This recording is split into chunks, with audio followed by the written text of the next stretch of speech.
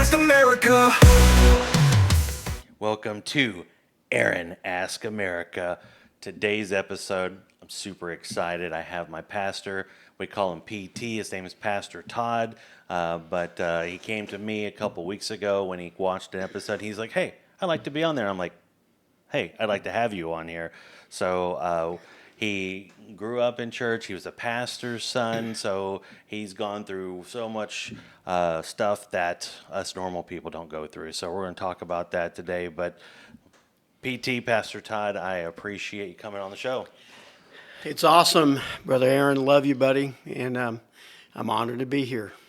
So to get things going, to break the ice, because you told me right before this podcast you've never been on one, so let's loosen it up a little bit. Yeah. You and I share a connection of Batman, right? Right. So we have representation of each Batman except, and even over here on my thing over there, like I was talking to Christy and I was like, you know what? I was like, I have every representation of Batman except for Clooney and Kilmer and Adam West. So like you grew up watching Adam West and I grew up watching reruns of Adam West. Right. Well, I grew up watching reruns of Adam West, too. Oh, okay. Yeah, even though it aired during the time when I was a child, I remember it more a few years later in reruns. Yeah. So every time that I'd go to my grandma's house out in Houston, there was nothing to do at her house. So it was always turning on the TV, and it was in the middle of the day. So middle of the day was, I think it was on Channel 20, was reruns of Batman. So that's what I would do.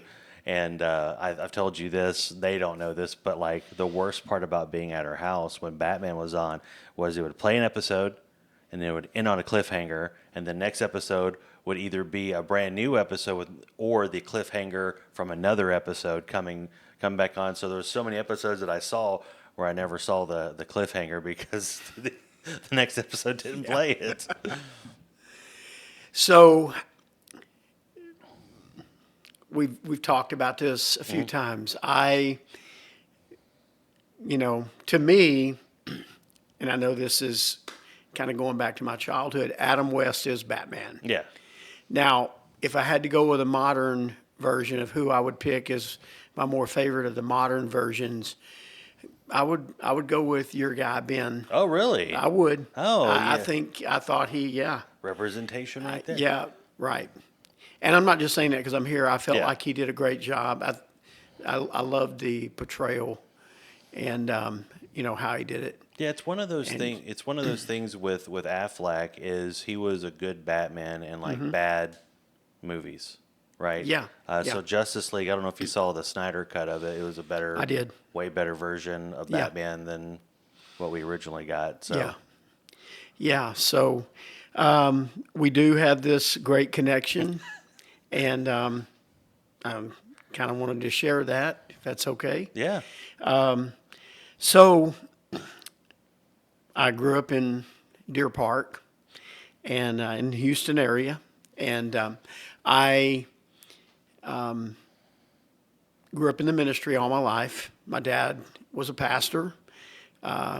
He pastored for 50 years, 40 in the same church, 2 churches in 50 years. The first one was in Graham, Texas, near here, not too far from here.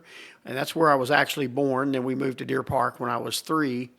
And then from 1966 to 2006, Dad pastored Central Baptist Church, so 40 years. And 4 decades. And so the connection that you and I have comes from the fact that your family lives in Deer Park, and a lot of your family lives in Deer Park, not all of them, but when Dad was called to be pastor of Central Baptist Church, there was a family already in the church. They were original members there when the church was founded in 1959, August of 1959, and the Rawls family, and that's your mom's family. And so Mom and Dad, when they took the church, there was only about 30 people, and your family was probably half of them. Yeah, I was about to say, it's how many brothers and sisters? But a few months, 2 months after they Dad became the pastor there, they took their first group of kids to youth camp. They didn't have, church didn't have any money, so they couldn't have a youth pastor. So it was kind of like mom and dad had to do all of it. Dad led the worship. He preached. He led the worship, this kind of, and mom and dad sang the special. And so the whole service was dad leading worship, and him and mom would sing a special. Sometimes mom played the piano. A lot of people forgot that there was a period where she did kind of play the piano. Not real accomplished. Yeah. She wasn't accomplished, but she was semi there. And then, of course, dad would preach, and then they would do the invitation. But their first group that they took to youth camp, they took 5 students. 5 teenagers to Pot of Gold Youth Camp in Comfort, Texas, outside of San Antonio. And one of those 5 teenagers, I believe, was Sharon Rawls, which was your mom. And so it's incredible to me, back, I remember it, years passed, like a lot of years passed. And here we are somewhere around 2020 or 2019, and Michelle FaceTimes me one night from the church, and I was at home. It was during the youth service, and she said, "Hey, I got someone here, or they're a cousin of Tim Paul Rawls, and she put you on," and that was the first time I'd gotten to actually talk to you. And then you and Christy and the kids started attending Second Mile, and you prayed. You really were thorough, which is what I loved about the way you came about. It wasn't just about our connection, and it wasn't just about the fact that the building we happened to be in, you grew up in, and you were married in. There's a lot of history for you. You still prayed, and you still really did your due diligence with the Lord before you made the decision to go to Second Mile. To join the church. And so I thought that stood out to me, that you weren't just coming there based on history and family history and our connection. You came there after really putting this to prayer. Yeah, so basically when we started coming to, and I know you know this, but I'm just saying this for the people that are listening, we started going to Second Mile directly after our previous pastor absolutely imploded, like from a mental level. So not only were we emotional from going through all that, because we served that church for 8 years, and then he just lost his mind, right?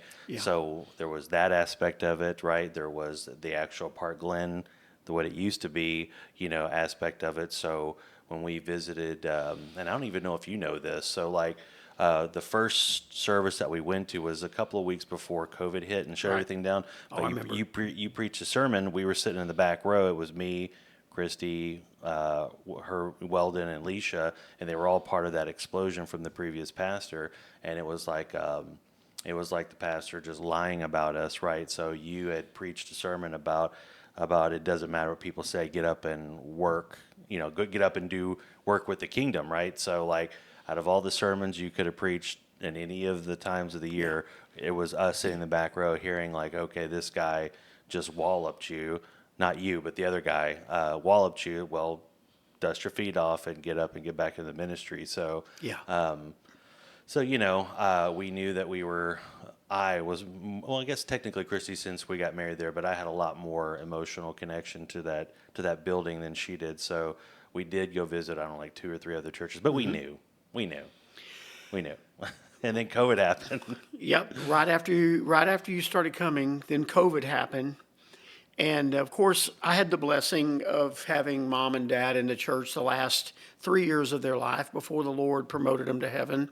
And I remember we had the 12-week shutdown, and we could only do online services. And then when we resumed in-person worship, shortly after that, it was right during the course of that summer sometime of 2020 is when you guys walked the aisle and joined. It was like June or July. Yeah, so you joined the church. Yeah. And I remember just how awesome it was. I remember seeing my parents' reaction when I introduced you to the church as Sharon's son, because, it was cool. It was awesome for them because what people don't realize is it's Deer Park is with me. My home church is with me, Central Baptist. That's where I was raised. And I don't, I'm thankful for it. And I believe that you and Zeke Castaneda, who grew up in my dad's church, grew up at Central. We grew up together, Zeke and I, and Zeke being there, these are reminders that no matter where you go, you kind of have home with you, and so that's where my roots are as far as my salvation, where I got saved and where I was called to ministry, surrendered, and so that's the blessing of it. And I just remember my parents' reaction. It was such a great day when you guys made the decision to join, and you felt like that's where God wanted you. Yeah, well, what's interesting is like I learned that your mom and my grandma were friends.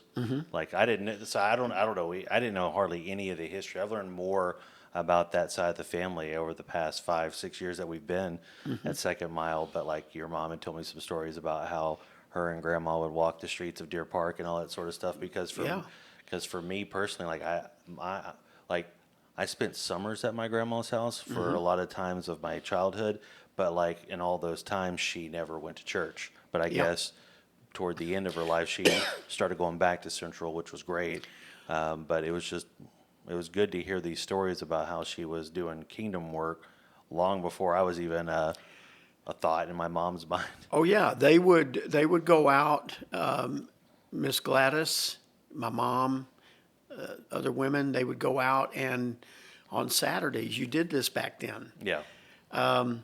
They would pass out tracts, church literature, inviting people to it. They would go near, your grandmother lived on Lambeth Street, and near there was a trailer park, and mobile homes, trailers, and I mean, literally right there, practically down the street. And so they would go into those places, and they would pass out stuff for the church and invite people to church. And those are the things I remember as a kid, because a lot of times, there were many times growing up as a kid, my mom, I had to go with her. Right. If she didn't find anyone to watch us as kids, we had to go with her. But she would take us with her in these neighborhood walks, and it was a different America back then. It was a different day and hour, and you could do those things a lot more. You can still do them, but it's just a different world, and so it's good stuff. So since you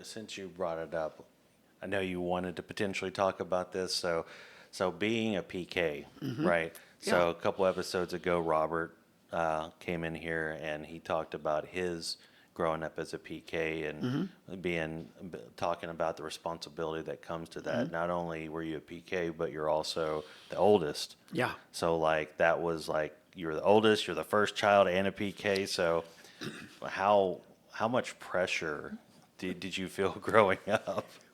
This may take up the rest of our show. So, no, it's awesome. First of all, I'll before I say anything else, I'll say I'm thankful for my upbringing. Me too. I wouldn't trade it for the world. I don't know how I'm sitting here, Aaron, because just the grace of God. I know other PKs, preachers' kids, that have fallen out of church, become disenchanted with church. They whatever you want to call it, they're bitter. It's mainly because of the people. Yeah, That's the problem. So a lot of times it happens. They grow up in a home that's struggling financially because the ministry doesn't. The true ministry, and I'm not saying this against anyone that, there's a lot of sacrifice and hard work. And I saw my dad. What people don't realize, there's some memories I have, but my dad drove a school bus for Deer Park Independent School District for 30 years. And 30 years, we're talking 30 of his 40 years as a pastor, he drove a school bus to supplement his income. And so that's what's, crazy is my dad wasn't afraid of hard work. He wasn't afraid to do whatever he had to do to take care of our family.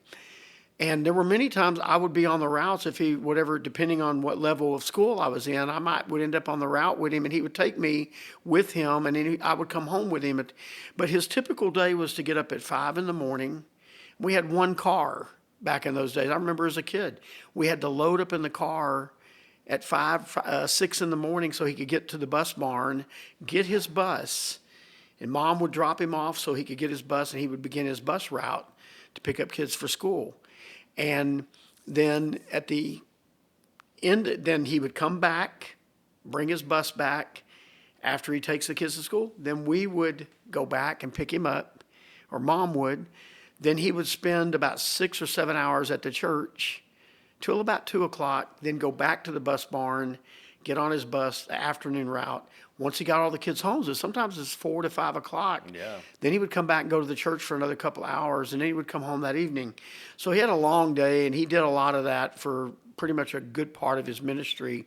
So I remember that, but even though we didn't have a lot, it always seemed like God just took care of us. He provided for us. And as kids, me and my brothers and my sister, we were blessed to be able to have just a lot of good family vacations and stuff like that, and good memories. Now, to answer your question about being the oldest and also being a PK, it came with some challenges because to me, I just remember when I was a kid growing up, you kind of could get bullied if people found out you were a preacher's kid. It was kind of a tough, it's kind of different now because I think there's more of an awareness of that kind of stuff now, but also there's rock star pastors out there now that have changed. I'm not saying it's a great thing. I'm saying but they've changed the imagery of what a pastor is.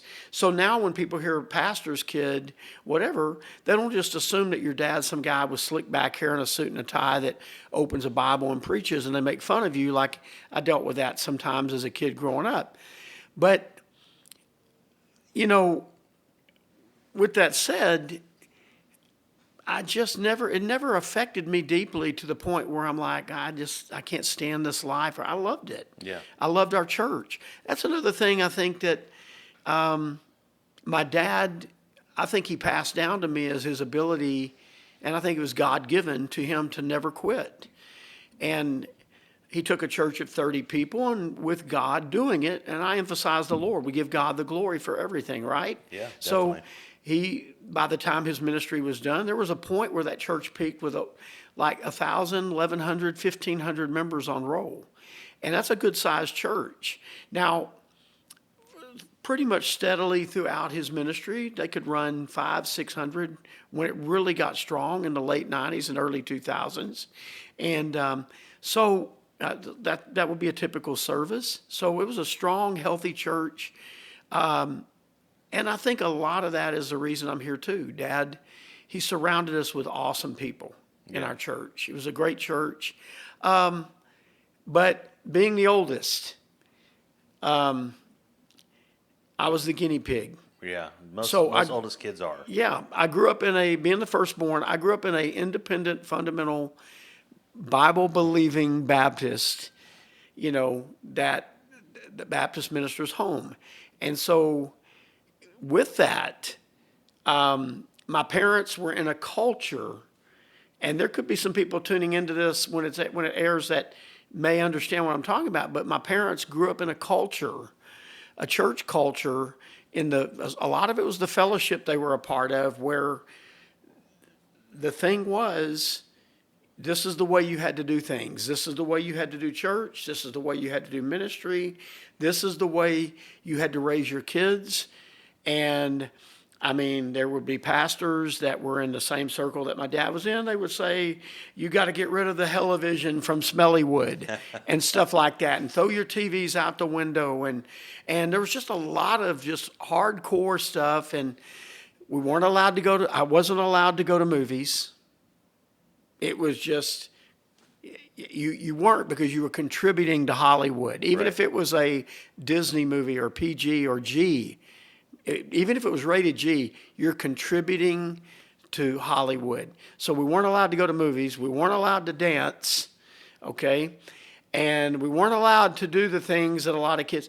And so being the firstborn, I remember vividly when I went off to seminary at Arlington Baptist College. Now, keep in mind, I'm a college student here. Yeah. So I come home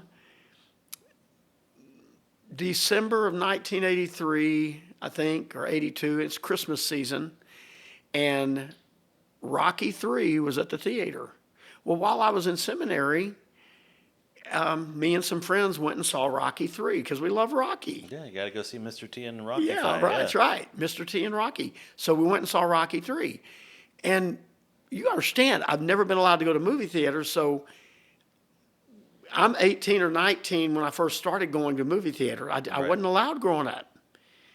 So I go to Rocky 3, and I forgot to take the ticket stub out of my jeans. So I bring all my clothes home for washing, and my mom comes in, and she finds the ticket stub, holds it up, and says, "I can't believe that you would do this." And like, I mean, really, you know, she chewed me pretty good, chewed me out pretty good, but as each one of my siblings came along, Timmy, Darren, and Laura, I mean, by the time Laura comes along, they're letting her go see Halloween and all this kind of. Oh, I'm playing, but how many years are between you and Laura?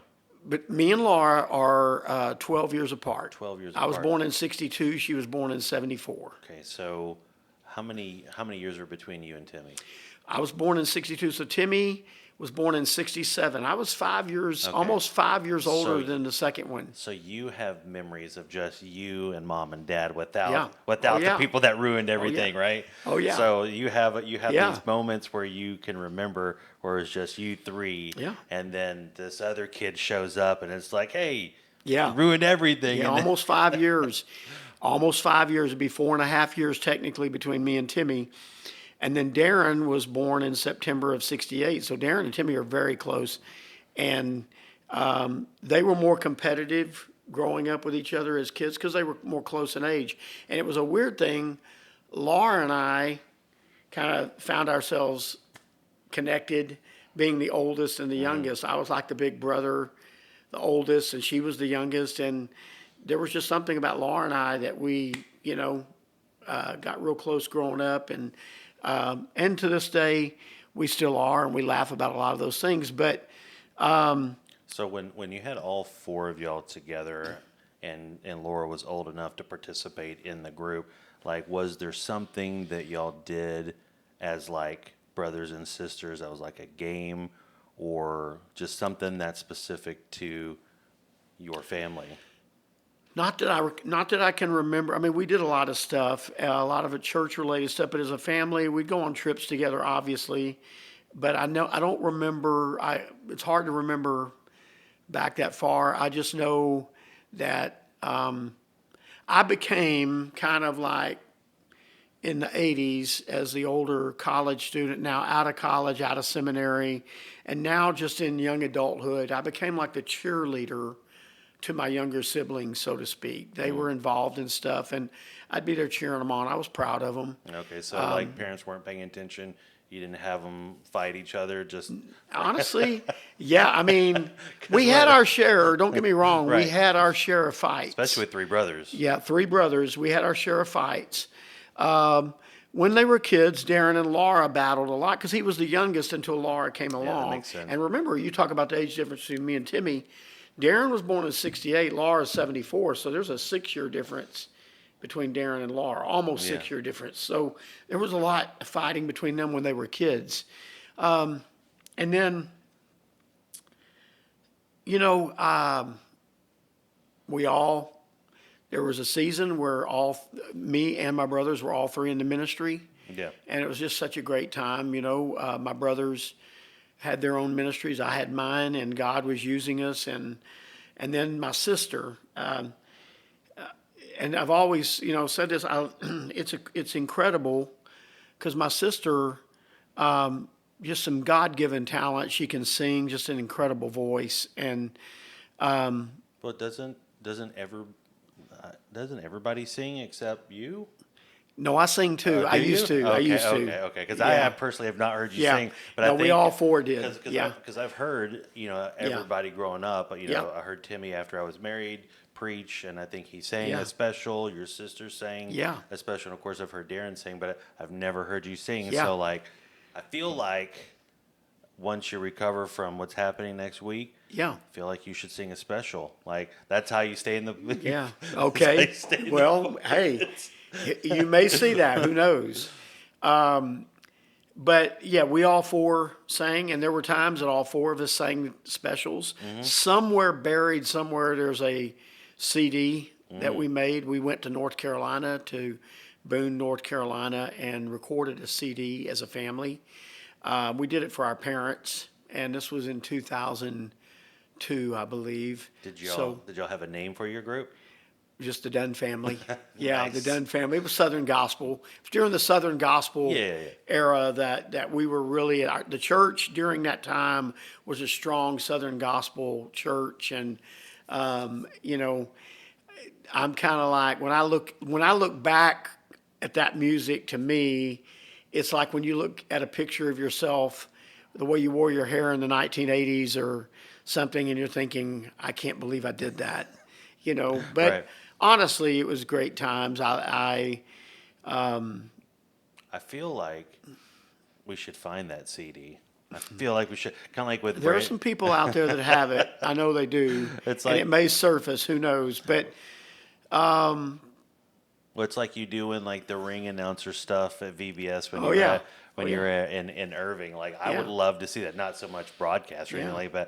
like that, but just hearing you, because I know how much you love wrestling. We haven't dove into Yeah. that at all, but like you going up there and doing like the announcement, I think that would be hilarious to hear. I used to really, the people right now at Second Mile, they've not seen me in this. Some of the people there have, especially the Irving people, but up until just like 3 or 4 years ago, I was really involved in firing the kids up and getting up there and kind of semi helping lead VBS and seeing who could scream the loudest between the boys and girls and who'd get the most excited.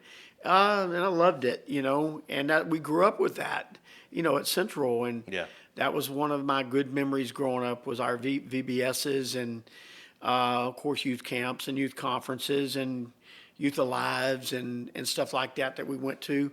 But, I look at our lives. Here's the thing about being a preacher's kid. You're living in a glass house. Everyone sees you. They expect you, and this is a real beef for me. I'm a protector. When I hear of someone that's a preacher's kid, I'm a protector of them, because they didn't ask to be a preacher's kid. Yeah. Like Brady, Blair, and Brett, my three sons, didn't ask to be preacher's kids.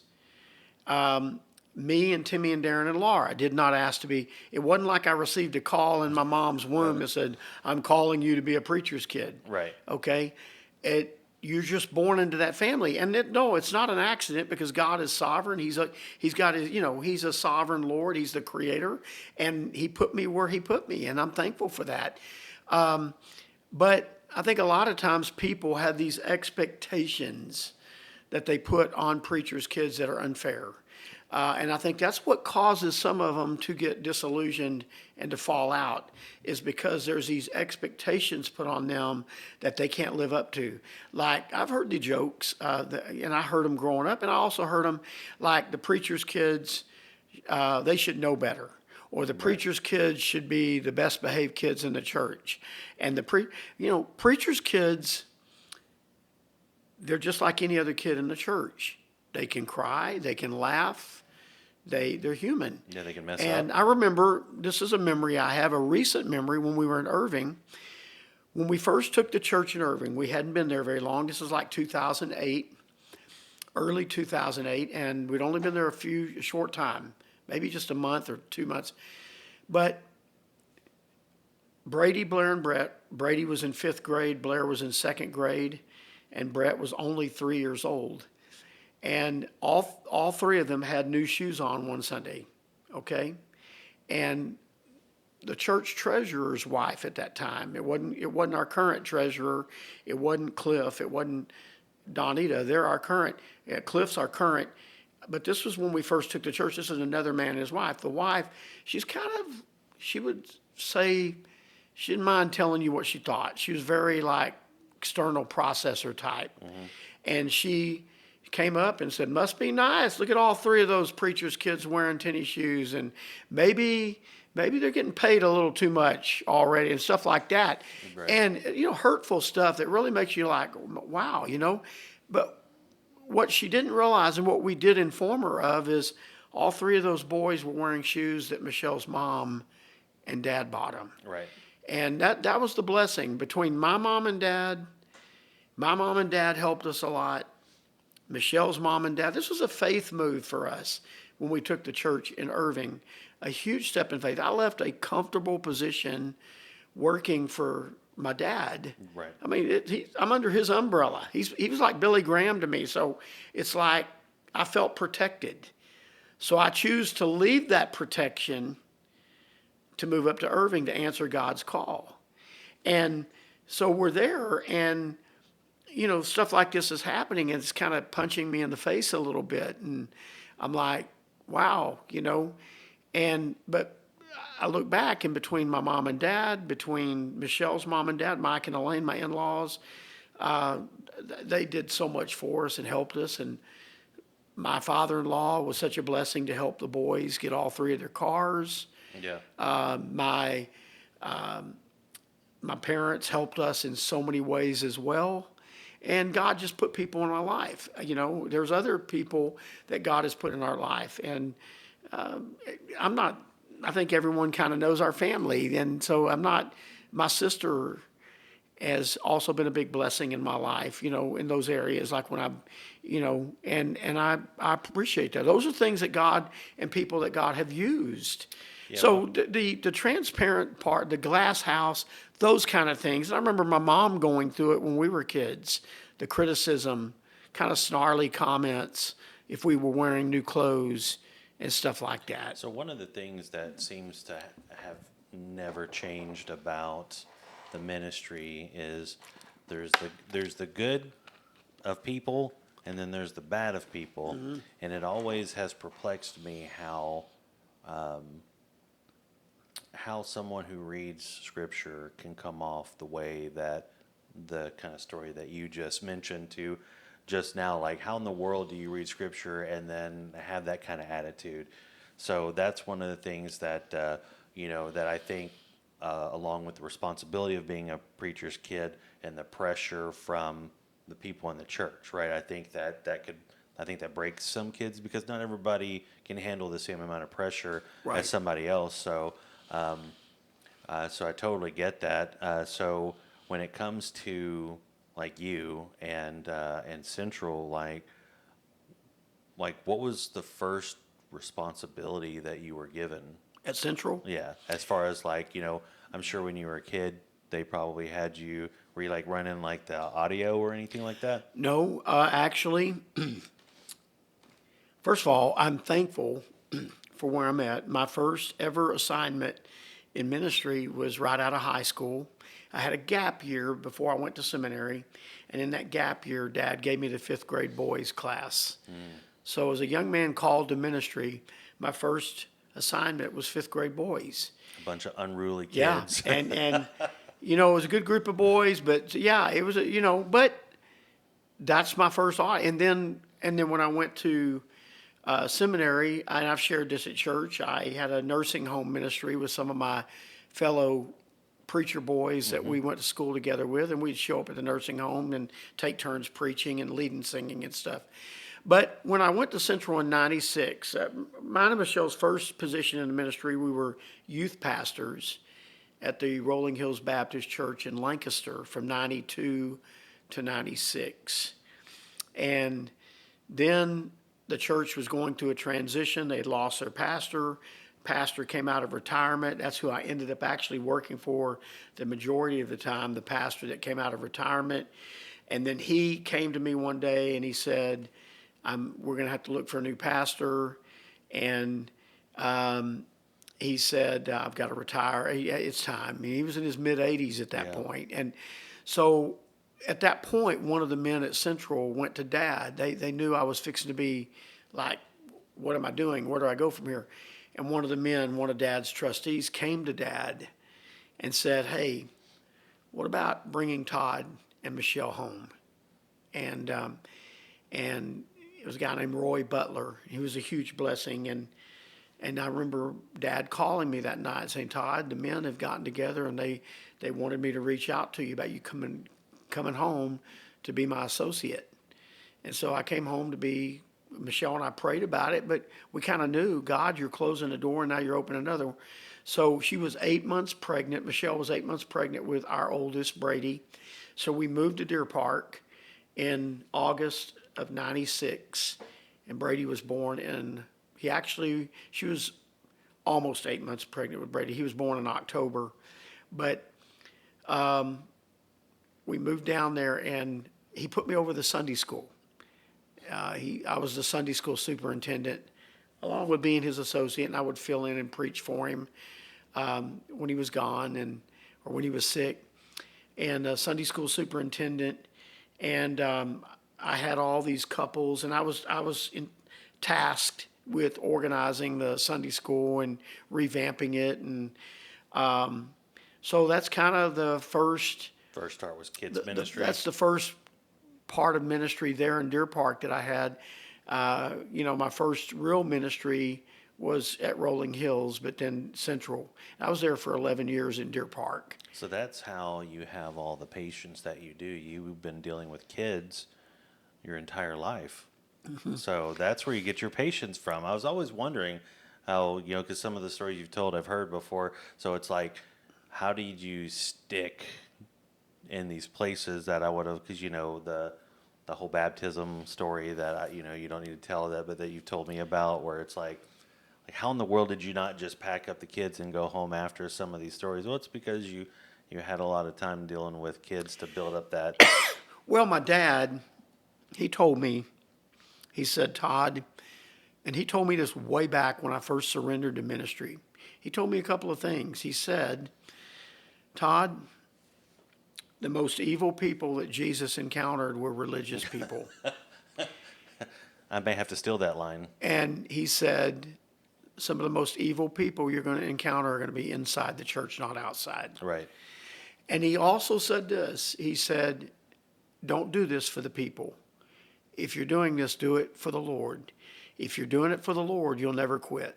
Profound. Yeah. I'm not saying you'll never go from one place to the other. That's not what he meant, but you'll stay in it. Right. Even if God redirects you or changes your location, you'll stay in it. It's the one if you're doing it for people, you're not going to stay in it long. Everything I do for the Lord. Now, part of that is loving people, even when they're unlovable. Right. Because God loves people. And he sent his son Jesus to die for people, to die for us. And I know that in my lostness before I came to Christ, I'm unlovable. And so, those are the things that kind of keep me going. And don't get me wrong. There's times that in my private time, people need to remember pastors are human. And so when you're human, you battle the flesh just like other people in the church. Right.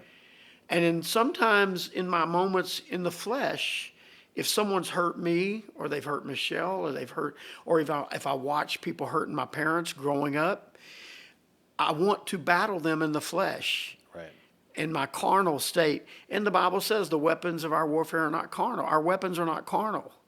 But I'll get in the flesh. And I remember times that I would be in the flesh thinking, man, I want to deal with this person. They've hurt me. Someone in the church, even times where we've gotten hurt at Second Mile. But then I hear my dad's voice, because my dad just knew how to bring me back when I was he knew how to bring me up when I was kind of down. Yeah. And I remember my dad's voice saying, Todd, that's not you. I know your heart. And he said, you're getting it out of your system, but I know when it's all said and done, that's not going to be you. When you have to deal with that situation, you're not going to deal with it this way. He knew that wasn't me. He knew that I would have moments when it's all said and done, I know that you have to let the Lord fight the battles. Yeah. But, And just like with anybody else, there's the moments because, just like what you were just talking about, there were times that when my parents and I were serving at the same church as a church up the road called Trinity, just right over there, where people like kids, my parents were realtors as well, where the people would just come up there and use them, like just say, hey, this, they would ask them questions and then they would go and use another realtor. And that would like really make me mad. I'm like, why are they even talking to you yeah, and getting everything that they need from you yeah, and then not use you? yeah, And my dad didn't say something as profound as your dad did, but he was just like, God will take care of it. yeah. And And that's many times that's good enough. yeah, God will take care of it. That just right there, it's not a throwaway line, and it's true. He will take care of it. And I remember a few years ago, this happened at Second Mile, but this is, you gotta understand, the church has changed a lot. And I said, Jackson and I talked about this, and Blair, we talked about it, how I love what God is doing in our church right now. I do love where we're at. There's things that we can always be better at, but I love the fact that our church, we got a group of people in our church body that love each other, and they may not all know each other, but they connect somehow. They get along, yeah, and that's an important thing. And if there's a disagreement, they work through it. But I can honestly say, for the first time in my ministry, there have always been people throughout my entire 35 years of ministry that I wasn't sad to see leave the church. right, Because there's always a back door for people that could cause problems, be a cancer to the body. Because the church is a body just like a human being, and a cancer can destroy that body just like it does the human body. And but this is the first time, and I say this giving God the glory because it's God's church. He's the builder, and He's the head. If there's any of our really connected, and I'm not talking about the ones that are seeking and kind of sitting in the background and spectating. I'm talking about our families that have gotten connected to the church. If any of them were to leave the church right now for whatever reason, move away or leave in a bad way, I would hurt because I wouldn't want to see them leave. right. I really feel like we've got a wonderfully healthy church right now, and something we need to cherish, because you don't always have that, as you know. Yeah. And I've experienced it too. And so I've learned, if I've been hurt, and I've been hurt. I remember a few years ago at Second Mile finding out that Michelle and I were being gossiped about by a church member. Another family in the church came to us and said, hey, sometimes I kind of wish those things wouldn't happen. I'd rather, when you're in leadership, there are going to be always people that don't agree with you. I just would rather not know it. I'd rather just be able to minister to people with a pure heart and not know. But this family came and said, just want you to know this person's been saying this about you. And I remember it was on a Sunday morning. And they met with me on a Sunday morning to let me know this. And it was a prominent church member at that time. And Michelle knew it. She knew it before I did because she called me saying she was very upset and distraught. And people need to understand we're human too. We bleed. Right. We cry. We get hurt. And I remember during the worship service that morning, we found ourselves in a moment looking around the room like, who is it? Not in a bad way, just like broken. And I remember looking over at Michelle and I said, are you okay? And she was crying. She goes, I can't help it. I'm looking around the room like, who could it be? Who could be upset with us like this? And I just put my arm around her to kind of comfort her and tell her it's going to be okay. And, I found out later who it was. And I don't have any, that person's no longer in the church. But I just know that I've learned, David said this in the 23rd Psalm, thou preparest a table before me in the presence of my enemies. And some people hurt you and they don't mean to hurt you. Yeah. Okay? And then some people just deliberately or just they're the kind of people that just, their business is to tear up a church. And they're a tear among wheat. Yeah. And so, so I have to look at it like, well, okay, what am I dealing with here? Am I dealing with someone that deliberately is just trying to go around causing problems, or is this someone that, you know, and then I have to come to grips with the fact that certain people are not a fit for second mile. Right. I've had that too. Well, I also there's that aspect, and I think because you've been doing this for a long time, that like the analogy that's used is like ministry is like a parade, right? Some people step into the parade and go with you for a time. Sometimes they stick with you all the way to the end of the parade, but then most of the time people will jump on and jump off the parade because whether it's work, whether it's this, Yeah. whether it's that.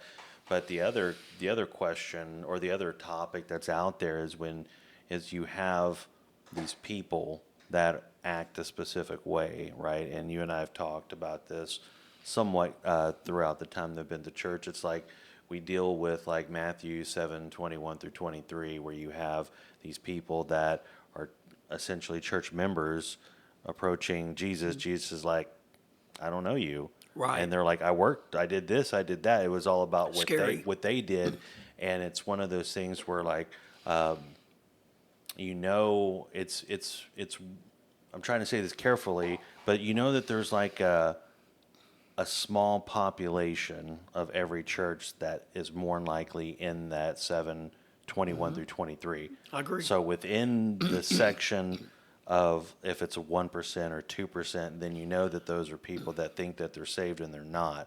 Right. So these people that are acting, gossiping, or doing these things that hurt you or hurt the church or anything like that, it's one of those moments where it's like, okay, are they acting upon their own morality because they have abandoned the truth of the real gospel? Because anybody that attends the church that we go to, and this is something I definitely commend you, is you give the gospel on the regular. So there's not going to be anybody that has attended Second Mile when they stand before God is not going to be able to say, well, I didn't ever heard of Jesus.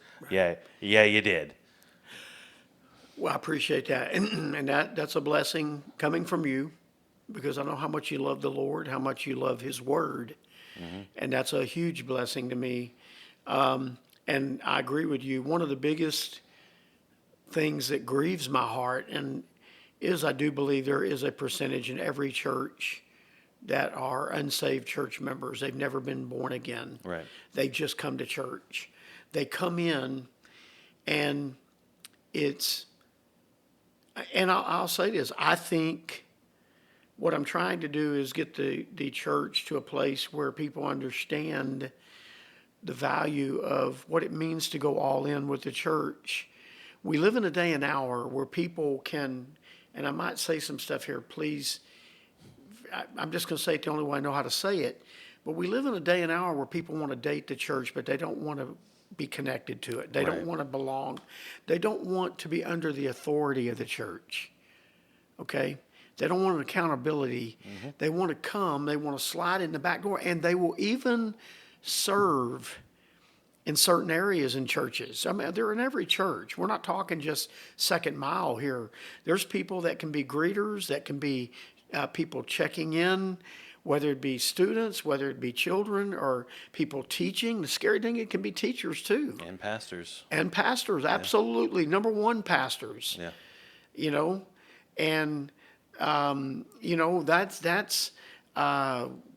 that's absolutely. I would, in reverse, I would put the pastors, because there's lost preachers out there, lost worship leaders, lost student pastors, lost lay people. It's scary, because it comes down to a true relationship.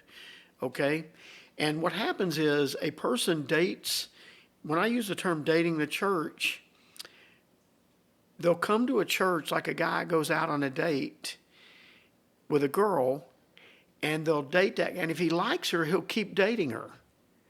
But he never wants, and there may be something, and again, I'm just saying it the only one, there may be something he wants from her. Yeah. You know what I'm saying? But he doesn't want to be married to her to get that. Right. No, I get it. Or he's dating her, and then as soon as the door opens up and she doesn't have the makeup on, and he sees No, the that's a real, great. he's like, oh, got to break Yeah, up, got to go yeah. find another girlfriend. Yeah, that's a good one. We've got two great analogies here. Yeah. So you got a guy that's like, it's like a couple living together. He doesn't want to marry because it's easy to get a divorce. It's easier than getting a divorce, Yeah. is what I mean.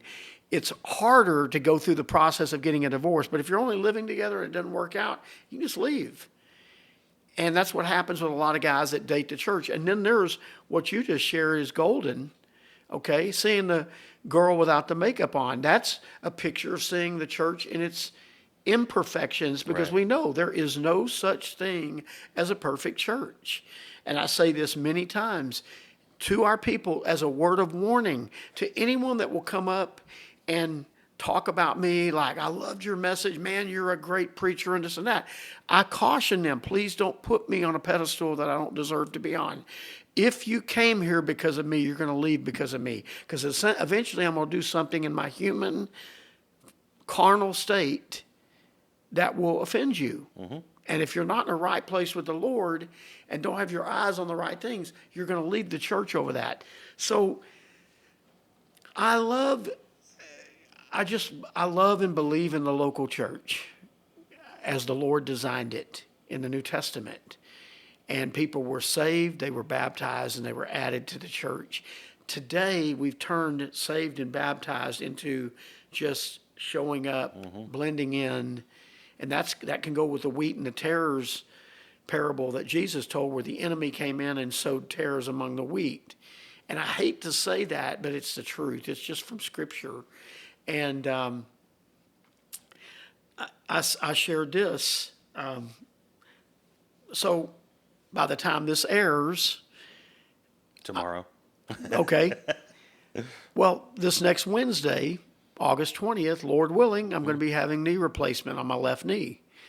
And so Sunday morning will be my final message for a period of time. I don't know how long. I met with my surgeon this morning, and he's a believer, a wonderful believer, and so is my other surgeon. They're both believers. And I asked him, how long? They know I'm a pastor. How long will it be? How long will I be out of the pulpit? And he said, I think you can count on 8 weeks. And I said, 2 weeks will do it.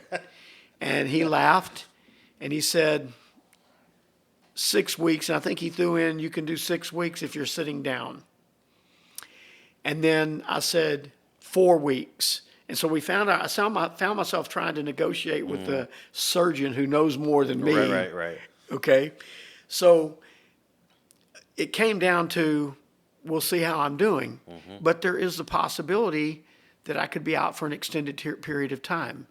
My plan, I've got a wonderful group of guys, but I'm getting somewhere with this, I promise. They can take it. Our church, I'm so confident in our church family. That's what I meant earlier about the way that the church just gels together. I'm so confident in our church family and what God has done that I really am at peace with it. I'm at peace letting go. One of the hardest things for me to do, and I get this from my dad, is letting go and letting God. And letting God just take it. But I'm at peace. I really am coming to terms with it and at peace with it that, hey, I may be out for an extended period of time. But this is what I told someone earlier. I'm the pastor, and God has me there as the pastor, and He's ordained me to be there, and I'm thankful for that. And it's the greatest calling. But the church is not man-centered. It's not built on a man. It's not built on even a man that's a pastor. It's built around God. Our foundation is the Lord Jesus Christ. He's the head of the church. He died. He gave himself for the church. He's the head of the church. He's the chief cornerstone. And so that's what I want to relay to our people, that come together as a church family during this period where I'm going to be out. Let the community and let the Lord see that what He's built there, what God has built there, let Him see the best of it, that everyone coming together, serving, and that's what I've had to learn over time. Here's what I'll tell you. Yeah. We know a guy that his entire ministry was in a wheelchair. So you could preach from a wheelchair. You'd have to, like, just stay in the wheelchair. I don't see you staying in it, but I mean, you maybe if we could put a couple straps on you, so that way if you tried to get up, you couldn't, and we'll just keep you there. But I get what you're saying, like having Jackson and other people fill in, and hearing Jackson speak, and Yeah, and even I think even Blair's going to preach and prepare a sermon. So nice. I appreciate you saying that, and but honestly, I want to do this. There's a part of me that wants to let the Lord take my body and just heal it the way in His time. Yeah. And I want these guys to be able to. I want to sit back and just watch God at work through these guys and watch the church come together. Because I just had this feeling that God is going to use this time for the church to rally.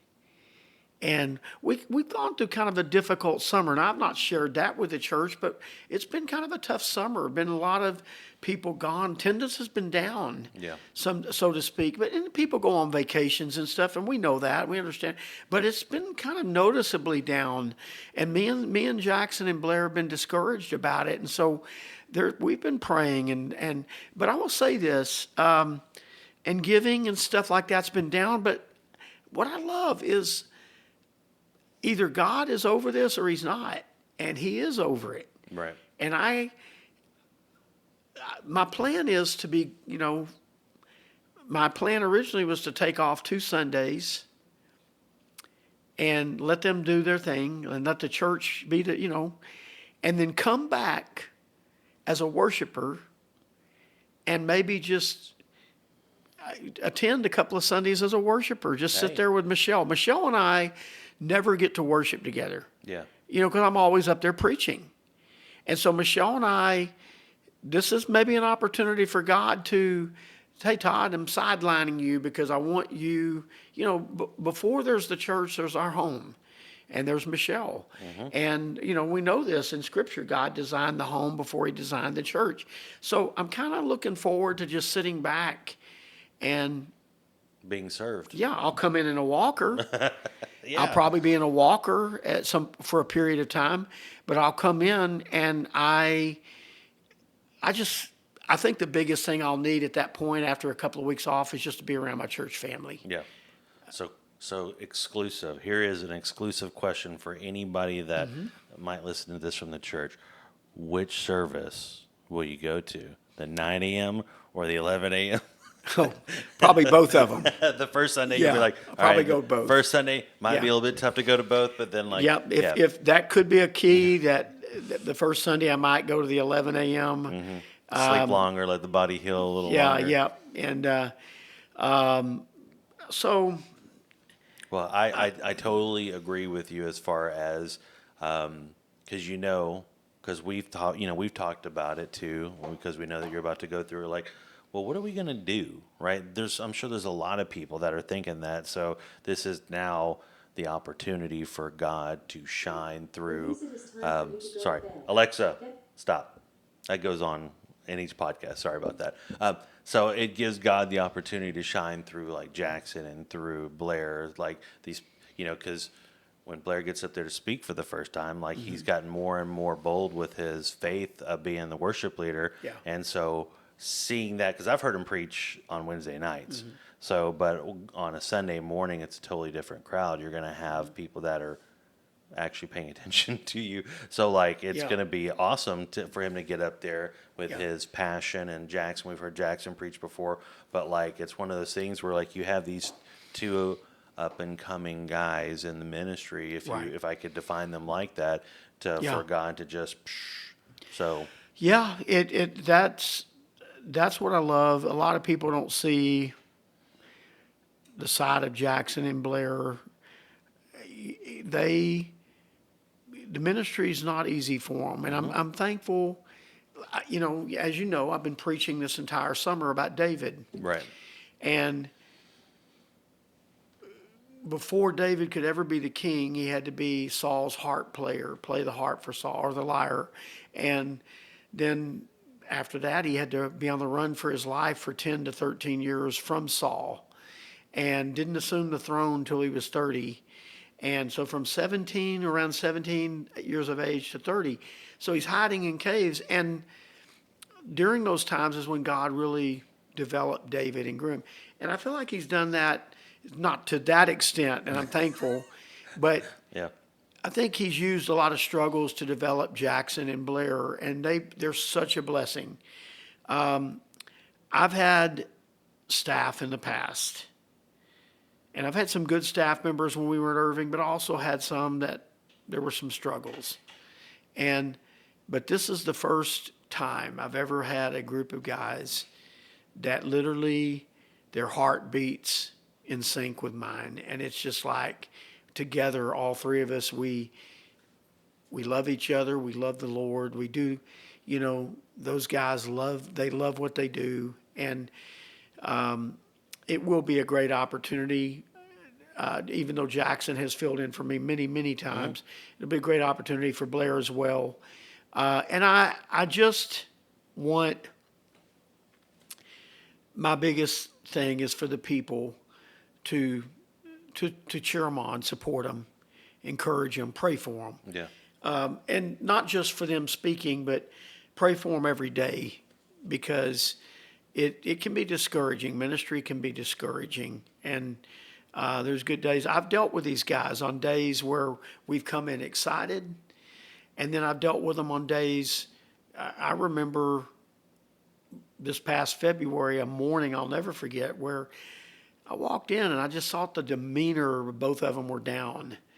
And I said, guys, y'all, is everything, you guys okay? And they were, it was a dead period during the year where winter, it's in the dead of winter, and it's cold, and there's no sun in the sky, and it's cloudy and rainy and drizzly and sometimes icy and snow.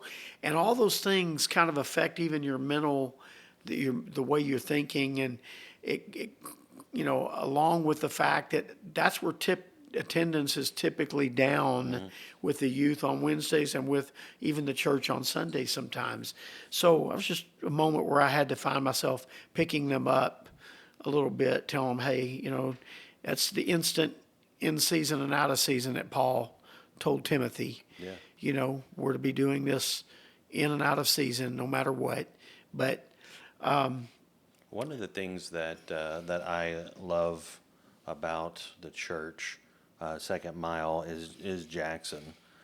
Jackson and I, we haven't spent a lot of time together, but we have spent some time together because, the men's prayer breakfast, like when it was just him and I cooking, like we would just sit there and talk Marvel movies and theology, right? So like his knowledge is vast, and I was so impressed with them. Not that he had to impress me, but it was just so awesome because like all of my interactions with people his age have been basically like my oldest son.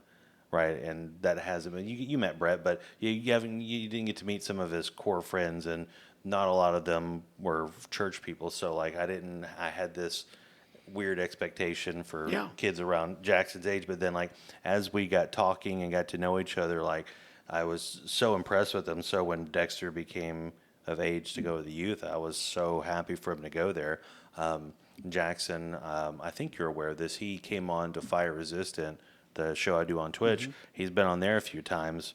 I think once or twice with me and Fred. And then when Fred was out, he, I think, came on there 2 or 3 times. A couple of the times we actually streamed from the church. So we had like this more laid back version of the show. And Blair came on there. And I think it was me, Blair, and Fred.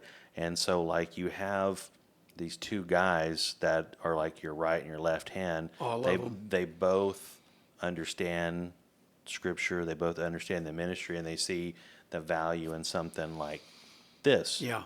And the show, because they understand that the field needs to be worked, whether it's digital, in person, or through this. And what's great too. They grew up together, and so for the people that don't really know, Jackson, when we moved here to this area, I took the Lakewood Baptist Church in Irving, and that's would later become Second Mile. We would transition it over to Basswood, but we had been up here not long, and Brady was in fifth grade. He was at South Keller Intermediate School, and meeting new friends, a lot of challenges for him. And I remember we were in a Target parking lot there in Watauga, and Brady and Michelle and I, we were all together as a family, and Brady goes, "There's one of my friends at school," and he pointed, and there was this kid, and he honestly, Jackson, when he was in middle school, or even intermediate, he just looked as big as he does now. He's just a rock, Yeah. And so we look over, there's this big kid, and he has long hair down his back, and he's walking with his dad, Dan. We didn't know him. We'd never met Dan and Carrie at that point. This is like 2008, 2009, 2008. And Brady goes, "Yeah, it's one of my good friends I've made. His name's Jackson." And this is the independent fundamental Baptist coming out of Michelle. Just the only thing the only thing she'd ever known is his hair. And what is this, And so I think it's crazy and it's awesome that we've gone full circle, and now Jackson's got long hair and Blair's got long hair. That's what's going to be my next question. Yeah, but it's so Jackson started coming. Brady invited him to church, and Michelle, we knew that if we were going to build something, if God was going to use us, we're going to have to. God wanted us to get out and do it. People don't realize Brady, he would invite his friends to church, and he brought several of his friends to church. And Jackson was one of those, and Austin Smith, Alex, they were the three that came with Brady initially. And so basically, Jackson started coming with us to the church in Irving, and July of 2011, we took 11 boys that Brady invited from his baseball team to youth camp, a select baseball team, and we invited them to youth camp. So we went to youth camp at Camp Wow in Oklahoma, and Jackson was one of those. And so they went to camp, and the first night of camp, Ergen Cantor preached, and it was an incredible message. I remember it. And Jackson and Austin Smith both walked forward and gave their life to Christ that night. And I took them in the counselor room, and I'll never forget looking into Jackson's eyes. And this at that time, he was about to be a freshman in high school at that time. So this 14-year-old kid, he's looking at me, tears in his eyes, as he's sharing with me what happened to him. And same thing with Austin. And it was just incredible. And then we got to baptize him, and in the church in Irving, and Carrie and Dan started coming. Jackson's sisters started coming. And so we had this, all of a sudden, that's where it all began with Jackson. And then there were many Wednesday nights, people didn't realize, our youth service, Michelle would bring a van load of kids, and probably did some things that weren't so good in doing so, like having Brett as a little kindergarten 6-7-year-old sitting on the van floor, not buckled, while she had all these teenagers buckled up. We don't talk about that. Yeah, we don't have to talk about that. What happens at church? What happens at church fans stays at church fans. Right. We would take them to Michelle would take them to church. People don't realize we didn't have any money. We had very little. And there were times we didn't know if we were going to get paid, but whatever we did have, we wanted to share. And so we started taking them, Michelle started taking them to Chick-fil-A either before church or after church. She wanted it to be fun. Right. And so they would go to church on the Wednesday night youth. Then we'd go to Chick-fil-A. Sometimes if we had a little more money, we'd go to Fuddruckers. Okay? Sometimes we'd go to IHOP. But they knew we were going to go eat somewhere, and they loved it. It just became a thing every week. And then, slowly but surely, they started transitioning into coming with us on Sundays. and it was awesome. And then on Sundays we'd go out to eat after church, and just, you know, I remember when they were seniors in high school. I'll never forget this, and it killed me. It gutted me. It was just an emotional moment because I'm dealing with my firstborn Brady graduating, and but we used to do this ceremony where people would have these carnations and roses, and they would give a rose. They'd give a carnation to their parents, but they'd give a rose to the person that had influenced them the most. And every one of those guys, like Jackson, Austin, they all went up and gave their rose to Brady.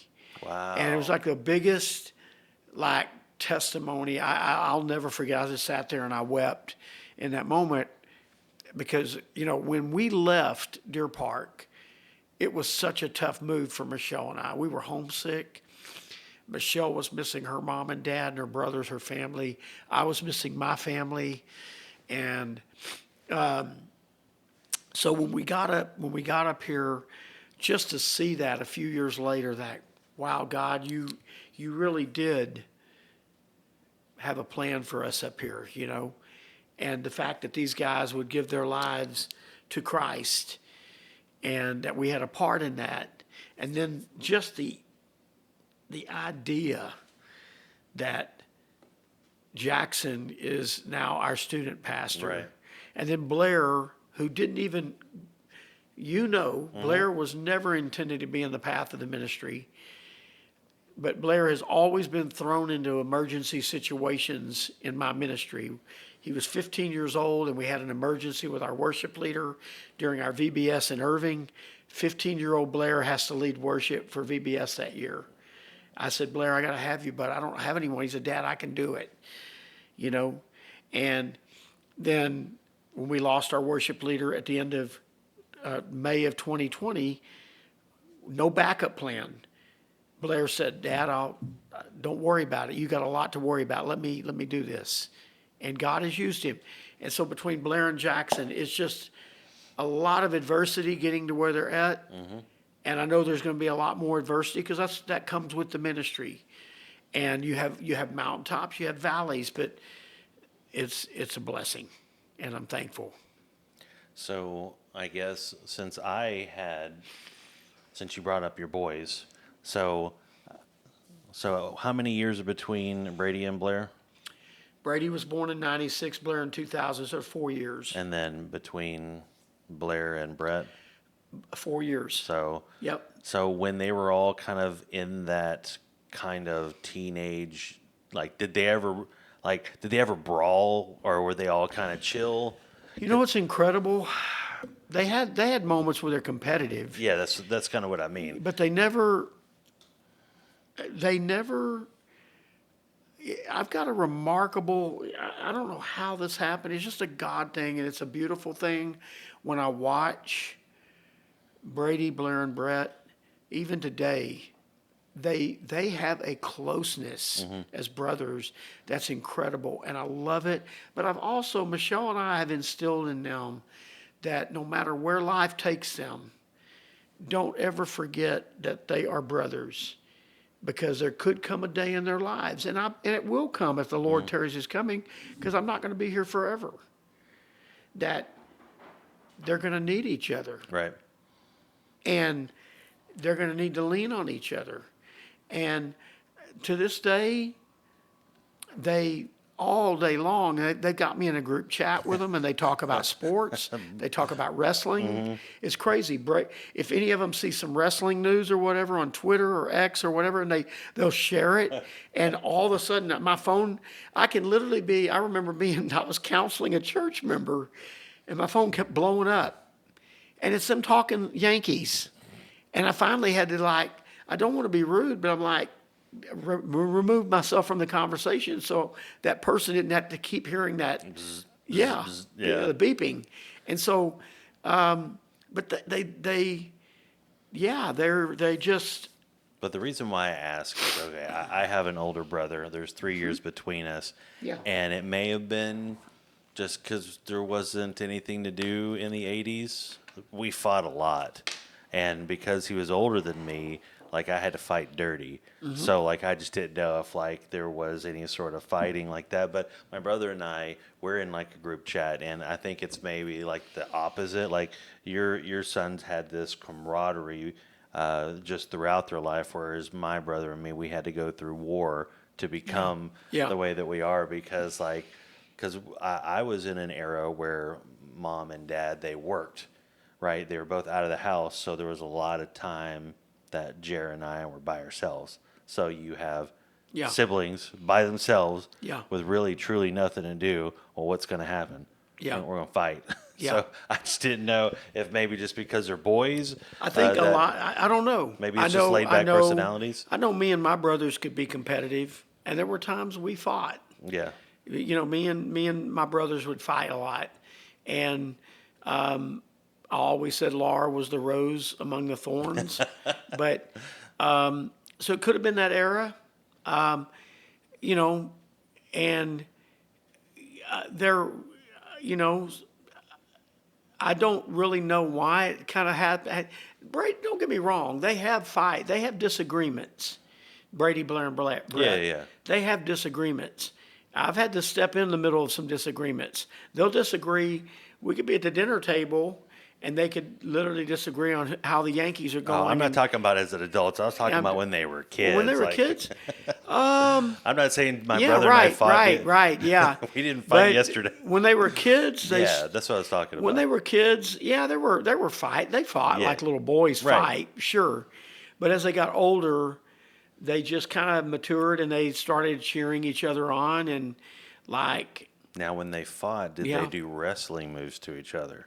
do what? I said, when they fought, did they do wrestling moves to each other? When they were young, when they were little. I remember Brady when he was preschool trying to give his brother a stone cold stunner and on the bed. And but, you know, I had to really watch those situations Right. because you know, one time I walked in, I think Brady had Blair upside down, was trying to tombstone him. And, but anyway, he couldn't do that now, though. Yeah. Neither one of them could do that to each other now. But it's just, that's the challenge. That's Michelle honestly thought she would be this mom of girls. And God has just a wonderful sense of humor. And he gave her a household of boys. But she will be the first to tell you that if we had been young enough after we had Brett, if God had given us another one, she would have taken another boy because she loved raising boys. Yeah, so like as far as like there was a lot of time between Brett and Dexter. I forget how much. Is it 9 years between y'all two? Yeah, so it's 9 years between Brett and Dexter, and then 6 years between Dexter and Elise. So like there wasn't really the room for the fighting. But however, like when wrestling was on, like some of my favorite memories with Dexter is so at a certain point, you know, I stopped watching wrestling. I would just come back for like, you know, the pay-per-views, but he knew who John Cena was. So he has this kind of life-size Superman, and he had like Right. this life-size Batman. So he would be in the living room, take his shirt off, and just do wrestling moves and everything to those huge Superman and Batman dolls. So that was probably the closest that Yeah. they got because Brett was too old to fight him because he would hurt Yeah. him. There was too much time. But so so all I had was seeing the way that me and my brother acted when nobody was around because we Yeah. we fought like there was Yeah. there was nobody to stop us. It was just Right. us fighting until we got tired. So, but that's why I asked the question. But as far as like growing up in the small town that you did, I guess I can swing to here where we potentially were around each other for the first time, but neither one of us have memories of each other just because it's just the way that it plays out. And I think you and I have talked about this as well. It's like whenever I would go to my grandma's house, because goes back to swing back around to the whole connection that our families have. Like I would go to my grandma's house because there was nothing for us to do, and my mom didn't want Jared and I fighting all summer long. So I'd go to my grandma's house, and then grandma would have Uncle Tim take me to the Civic Center, but then also on Sundays and VBS, all that sort of stuff. But like one of the things that I have racked my memory of, and I know that you were there because you had to be there, was like you were there inside that church whenever I was running around being a little fart head as a VBS. And when you say that you were over the kids ministry, you and I may have had interactions because I wasn't perfect. I know I got in trouble a couple of times because my Aunt Julie had to come get me out of a class one time just because who knows the reason why. I don't remember what I did, but like you could have like took me to her, or you could have told her to go get me or something like that. That's what's fascinating about how like we've I intertwined. love it. Yeah, it's one of the crazy, awesome things that the Lord does. You're interacting and you have no idea that God is going to bring you together. So this is 25 years ago, 35 years ago. Yeah, would have been like 80, probably like 85, 86, 87, maybe all the way up to 90. I was going to grandma's house during the summer. Yeah. Yeah, absolutely. And it's just crazy that almost 40 years later, here we are. Yeah. And, we're in the church together. And it's just, I love how the Lord does this. I do. Well, and it's funny because like, so I have this era of my life, kid going to VBS. All of my memories that I have are of your dad and your brother Darren, right? Mm-hmm. I don't have any kid memories with Timmy at all. So like fast forward to after I get married, right? When we get married at Park Glen, we go straight to Deer Park because we're going to Galveston for a cruise. So we stop, and we get married on a Saturday. We stop at a hotel, and then we go to church at Central, and your dad preaches, right? So the very first sermon that we ever heard as a couple, as a married couple, was your dad. Yeah. And I can't remember we got married in 2004. Yeah. Were you still at Central in 2004? I was. So those chairs that were always at the front, you were probably sitting in one of those chairs. Right, with my dad. Yeah. Right. While the choir and all that was Sat going up on the so platform, So like while we were there, so you were probably in that service. Yeah. And again, it's crazy. Yeah. It's amazing that who knew that sitting out there on that Sunday morning would be a couple, and that one of these days the woman, the wife, would be a key part of our worship ministry. Yeah. And playing the keyboard. And it's just, I love how the Lord works. It's just. Well, what's funny is my mom's side of the family is still so intertwined with, when I say intertwined from a mental standpoint, because there's no done at Central, but every time I go down and visit them, they always ask how you're doing.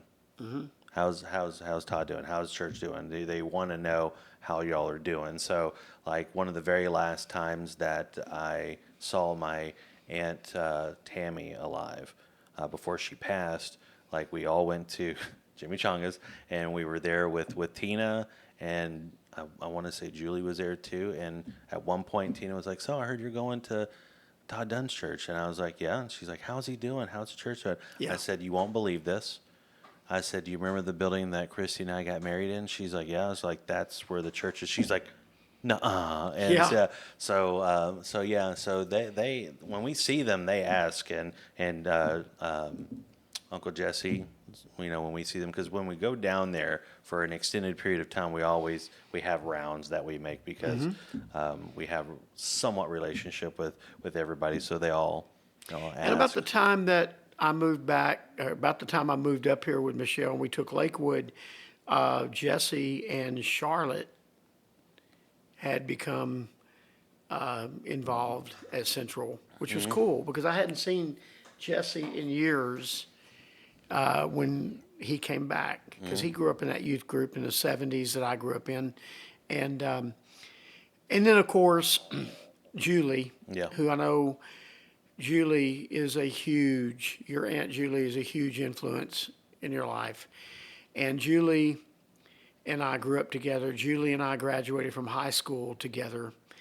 And then she married Tim, and they, for all those years served in the church. And then 2020, Yeah. tough time. Mom and dad, my mom and dad, they catch COVID. They go home to be with the Lord on December 7th, and literally about 2 weeks after they went to heaven, the Lord calls Julie home. Yeah. And it's crazy. It's just a crazy time where we were dealing with this kind of stuff, and so We had gotten to see her one more time.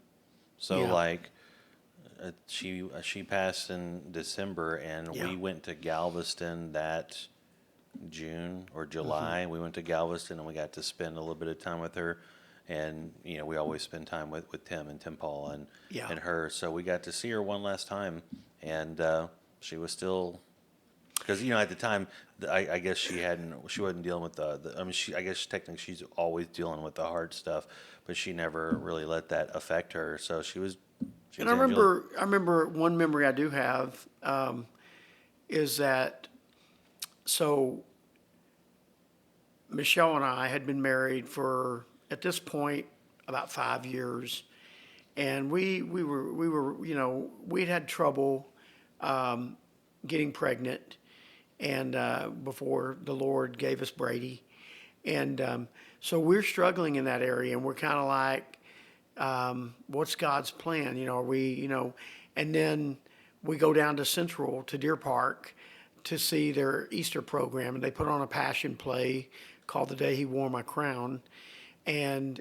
Julie was in it. Well, it was when your cousin Tim Paul was a baby. He was Yeah. just born. He couldn't have been more than a couple of months old. He was a newborn, and Michelle freaks out. She's never dealt with this. And Julie comes up, and while she's in the program, she hands baby Tim Paul, to Michelle to hold, while Julie had to take care of something in the program. And I just remember Michelle like, what do I do? What do I do? And Just don't drop it's, them. yeah. But I remember that. And just, I remember Julie. It was Julie that kept Brady when Blair was born. We needed someone to watch Brady while his brother was being born, so that both grandparents could be at the hospital. And Julie and Tim kept Brady at their house because Brady and Tim Paul Tim Paul was like a year or so older than Brady. They were real close in age. And so it was Julie that brought Brady to the hospital to see his newborn brother. Yeah. And so there's a lot of other memories, but I value our connection so deep. Like I said, it just brings a peace. It gives me a real peace that I've got a part of my upbringing that's with me in this church, and then I've got other people in the church that are a part of my aunt and uncle's youth department in Calvary Baptist in Grand Prairie that are members of our church. So we're I'm just thankful. Yeah. Yeah. So definitely me too. Like you, I think some of the stories that took place in that building before y'all purchased it. But I mean, at the end of the day, like the last memory that I have there is the one that matters the most, where I got married in the building, right? But I grew up, in Park Glen with Brother Bandy, and he, that was a question I was going to ask you. So when y'all purchased the building, was the van still there? The No. white van? Oh, okay. Because when you had mentioned what y'all were doing with the van, I was thinking, were they driving around in the van that I did? No. Oh, okay. Because there was this white van. It was old school van made out of metal. It had the green letters. It said like Park Glen Baptist Church, blah blah blah on it, and we piled in that van. We did, and there was probably some laws that were broken too, in our era as well. But yeah, the That was for those that don't know, our church in Irving, we'd spent a decade there and done everything we could with it, but it was time, felt like it was time. God was bringing that ministry to a close. And we began the process. We put the property up for sale, went through some really hard times. And we put the property up for sale. We prayed about it, had business meetings, a year's worth of business meetings, just about, seemed like every Sunday night we were having, to help the people and to nurse them along in this. And then so we, a Christian school purchased our building, our property in Irving. And so we sell it for just a little over $1 million, like 1.3 million, and that's not going to get you much. Mm-hmm. Yeah, that's just not going to get you anything. But we sold it, and we stepped out in faith, trusting in God. Had no idea where we were going. This is June of 2017. And so for the following 5 months or so, 6 months, we were a homeless church meeting in a wedding venue that we had been meeting in already. And it's a long story, but we'd already been meeting in that venue part-time as holding additional services there to try to draw more people. And so we came in November of 2017. I remember feeling the enormous weight of like, God, we've stepped out and trusted you. Lord, please. And I remember even our treasurer, Brother Cliff, was feeling it too. He was like, I could tell he was feeling it because we've known each other a long time. And he's like, you sure you know that this is what the Lord's, it's a human question. Yeah. So when you're meeting at the wedding venue, how do you keep the church together? So basically what we did was the relocation process actually began on Easter Sunday 2014. I realized that we kept battling so many things in Irving. Mm-hmm. And I felt like the ministry was in danger of really eventually dying if we didn't do something.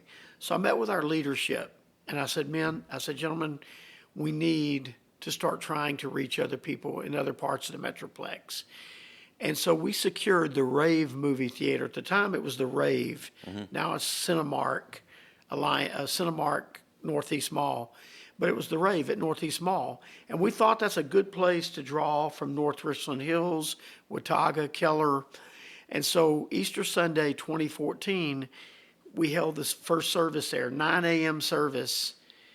And the guys that you currently know, Brandon Bowman and these guys, Adrian Jarrett's husband that went to heaven, Lonnie, the Redmond family, they all would show up along with our youth pastor at the time, Jacob, our student pastor. He, bless his heart, he would take the church van home with secondary sound equipment. Now, this was my Sunday. And he would take it home on Saturday night. Sunday morning, Jacob would be in there dressed up for church, but he would be there at the Northeast Mall parking lot unloading the sound equipment. Brandon would be there 6:30 in the morning helping him. Wow. Because it took him a long time to set up. So by 8 o'clock, everything's set up and they're having an hour of worship practice. We'd start the service at 9 a.m. And we had to be done by 10 because the matinee movie crowds would start showing up. Mm-hmm. So we had to be out of there by 10. We had to be out of there by 11, but we knew it was going to be about an hour takedown. So we would finish at 10, and then I would immediately go run to my car, get in my car, and drive down to Irving, and we'd have the second service in Irving at 11. But I didn't preach the same message. I would work on 2 different Sunday morning messages a week. I was really in the Word a lot, preparing, because it's 2 different types of congregations. Right. And so, and some of my Irving people would support both services, so I didn't want to give them a double dose. I know we kind of do that now at Second Mile, but I was kind of trying to give them some fresh food, and so I went down to the church in Irving 11 a.m. And then we had Sunday night services back then, So I'd stay at the church all day. Sunday night, evening service at 6, I'd preach another message. So I had to prepare 3 messages just for Sunday, 3 different messages. Yeah, wow. Then on Wednesday, I had a Bible study for the adults. I had to prepare that. So there was a lot of sermon prep back in those days. But we did that. And then when we got the wedding venue, I realized having a theater service is not the way to go. Yeah. Because it's a dark atmosphere. You're in recliners. Recliners and Todd Dunn preaching are not good combinations, okay? Because if I go long, I mean, heads are back and mouths are open, and they're catching flies. So we did that as long as we could, but then I realized, we need to take the next step of relocation, and that is we flipped the services and we found the wedding venue off Precinct Line Road, and it had a seating capacity of about 200. We went there, and so we made that the 11 a.m. service, and the Irving service was the 9:30 service. So we would do the 9:30 service in Irving, okay, and finish by 10:30. And then during the service, Brandon and his media guys would have to go down to the venue to get set up so the second half of the service, Brandon's getting set up for the second service, leaving some other guys to run the media and stuff. So then I'd get in my car and drive down to Precinct Line and do a second service. We did that. Then we sold the property. We transitioned just to the 11 a.m. service at the venue, and we did that. That was June of 2017 when that happened. For 3 years, we did this kind of a setup. It was exhausting. Yeah. There were times I'd come home on Sunday evenings and just drop. I'm like, Monday. Sometimes I'd come home and even cry tears of exhaustion, like, God, I don't know if I can keep doing this. But I knew I had to. Mm-hmm. And then the November after we sold the property in Irving, we're out of the building because the Christian school needed the building to get ready for fall. And so we're in the wedding venue for the next 6 months as a homeless church. Me and the staff, we would meet at Panera Bread for our staff meetings, bring laptops. When they would start looking at us as creepy people that would never leave, we'd go to Chick-fil-A for the afternoon part of our work day. The after party. Yeah. And so then November the 12th, I believe, 2017 to be exact, something happened on Basswood, and your friend and pastor at that time, E.C. Ragland, and E.C. Standing up to preach, and church had gone through some tough times. He took a church that had gone through some tough times. Yeah. He was doing everything he could to try to salvage it. And bless his heart, he tried it for 3 years, and he carried a tremendous weight. And he stood up there to preach, and all of a sudden couldn't breathe. And I think what I've heard, the story, he told someone to call 911, and they laid him down, and he lost consciousness and never regained it. Went to heaven, right there, promoted to heaven. And through that situation, a pastor friend of mine, Clark Bozier, reached out to me and said, I think I found a church for you guys. And I came over and met the 4 men that was representing the church. One of them is still with us, Johnny McDonald, Johnny and Gail. And so through that situation, long story short, they gave us the property. The miracle is that we had that money from the sale in Irving in the bank, but they said, we only owe $49,000 on this property. If you'll pay that off, we'll sign the deed over to you. And so we got that church where we're at now at Basswood for $49,000, the entire property around it, the building, and it was a blessing. It was a gift from God, a miracle. And of course, when we launched the church, we had a scripture signing ceremony before the carpet was laid in the sanctuary. And up there, right underneath where I preach every Sunday morning, there's EC's favorite scripture that we got from, I think, his wife and Diane Chandler, Diane, Garrett, Brother Bandy's daughter, that we went to school, to seminary together, Diane and I, and her husband. And Diane sent me her dad's favorite verses, and we had Brother Bandy's verses put down there too. And then, of course, mine. And so we wanted to honor their legacy, their memory, knowing that we wouldn't be there if God had not used what at that time was such a tragic situation. But that's the miracle. That's how we're there. It's kind of like a person that gets a heart transplant. Someone else has to tragically pass away, and they donate their heart. And we felt like that's kind of what happened to us through the donor. Yeah, one of the things that I did is when we started going to Second Mile, one of the first things I did before we even joined is I had a conversation with Shelley. And I said, we feel like this is where God's calling us to start attending. I was like, but if you, because, our family goes back. She was in the delivery room with Brett. Like, she was in there. I think she held Brett before I did after he was born, right? So our family goes back a long ways as well. And I said, hey, if this is offensive to you or anything like that, I said, just say the word and we won't join. We'll go find someplace else. And her response was, if this is where the Lord wants you to be, who am I to step in the way of it?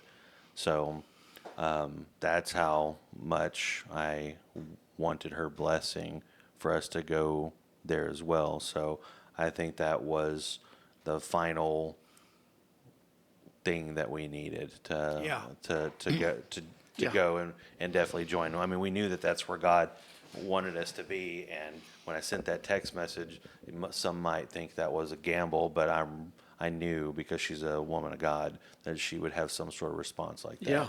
So, one of the things that whenever I do talk to her, always, I know she won't, but I was just like, you should see what God's doing with the church. I know that there's pain in there, and she's a dear friend of mine, and I know why she would never click on any sort of link or go or anything like that, but I think that where the church was when you took it over, and where it is now, and God has used the ministry. And it's hard to understand. One of the things that I am thankful for is that we got together with another church, and we paid for EC's funeral expenses, because the ministry is hard. Yeah. And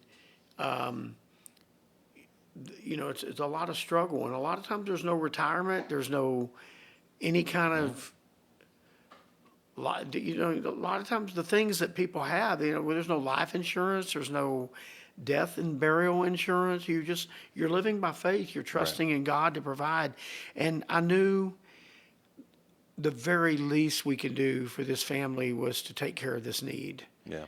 And to help. And this other church and us went in together to take care of that. And as far the way I look at it, anyone that has ever been saved, or any decision that's ever been made at Second Mile, I believe EC's connected to it.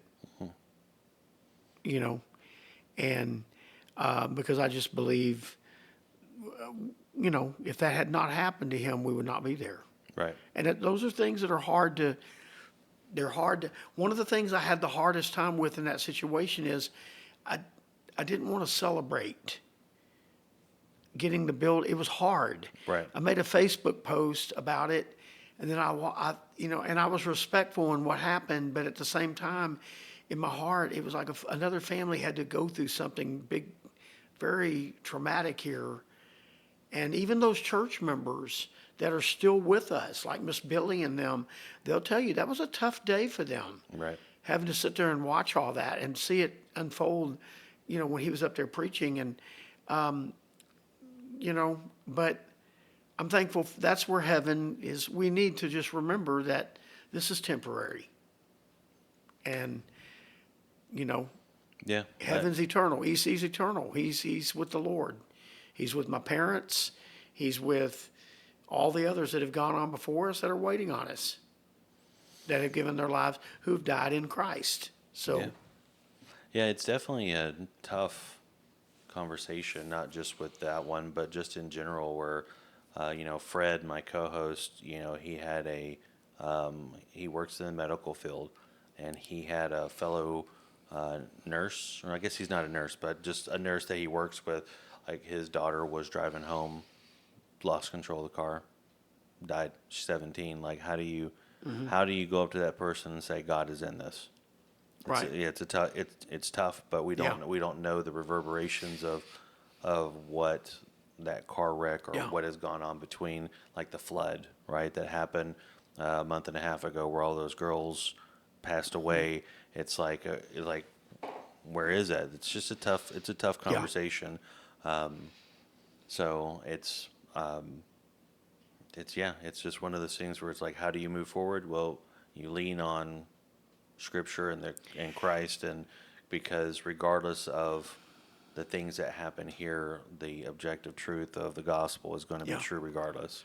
And if there's any final thing I could say here, based on that, what we're talking about, is this is why I would encourage everyone at Second Mile to cherish what I spoke of earlier when I said we've got this congregation that's very brought together, because it does, it can happen to the best of groups. There was a time when the Baptist Church of Park Glen was a thriving church, and relocating from Haltom City, I believe their original location in Haltom City, to where they're at now, and to where they ended up being on Basswood. And so those things can happen to any church if we're not careful. And that's why I want the current congregation at Second Mile to always remember, and let's keep our eyes completely and totally on the Lord. Amen. Totally agree with that. Well, we are almost at the 2-hour mark. Yeah. So I'm a preacher, and I can usually go. Yeah. No. Everything is perfect. The reason why I say that is because I wanted to book in, because like at the end of each one of the shows that I do, I give the person the opportunity to just words of wisdom, words of thought. I know because you're pastor, you're probably going to go one specific way, or maybe you won't. But if the floor is yours, you can say like words of wisdom, whatever God lays on your heart to the people that are listening. Because the great thing about YouTube, as long as we stay active doing this show, which I'm really hoping and praying that we can continue doing this for years, that you don't know what the people that will listen to this, whether it be tomorrow or 6 years from now, words of wisdom are there. Well, first of all, to those that are tuning in, or that will watch this, and prayerfully there will be, that don't have a relationship with the Lord Jesus Christ, my word would be, trust Him. Make that decision today. Listen, it's simple. Salvation, it's Jesus paid the price. We live in a broken world. A world filled people are broken. And they're broken because of sin. And the Bible says the wages of sin is death, but the gift of God is eternal life through Jesus Christ our Lord. Romans 6:23.